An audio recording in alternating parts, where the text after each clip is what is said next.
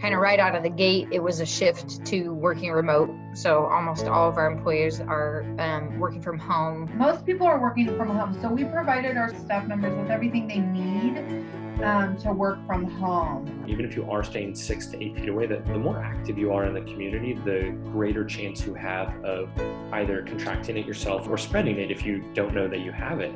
So we've been thinking really hard about how to keep both patients safe as well as the pharmacy caregivers. And so we've implemented curbside delivery. Drive past the pharmacy, stop at a station point, and one of our caregivers will, fully dressed in PPE, walk out, and hand the medicine to the patient. On the job sites, that was a little bigger challenge, and we wanted them to feel comfortable there and obviously help prevent the virus from spreading. We put in social distancing protocols.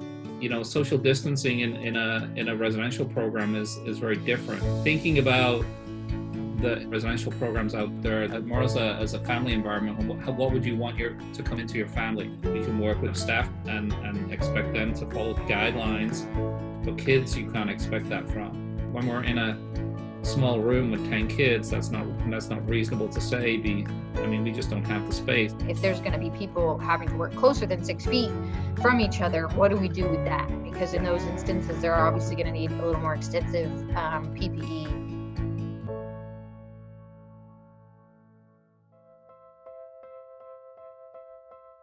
Through the good grace of some of our donors, ended up with masks for the staff. And they're very cute. They have little ducks on.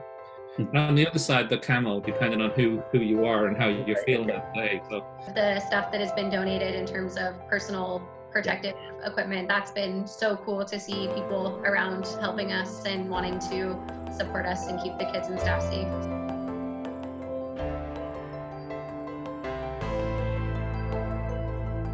I would go in and personally wipe down the courtroom, every area that anybody could touch or use. And then after every court session, my JA would go in and wipe down every area that could possibly be touched.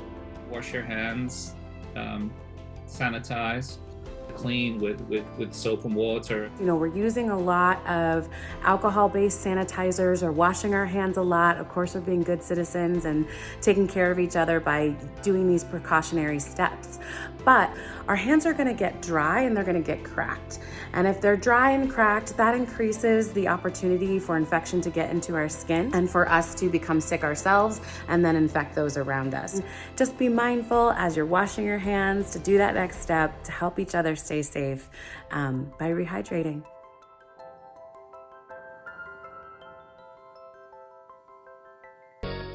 Fortunately, I have 2 sons here in Portland who drop by regularly to make sure everything is all right. I've reached out to the senior citizens in my neighborhood who I've always had casual conversations with, but I've been more deliberate in speaking to them about what their needs are. We all have to work together to get through this.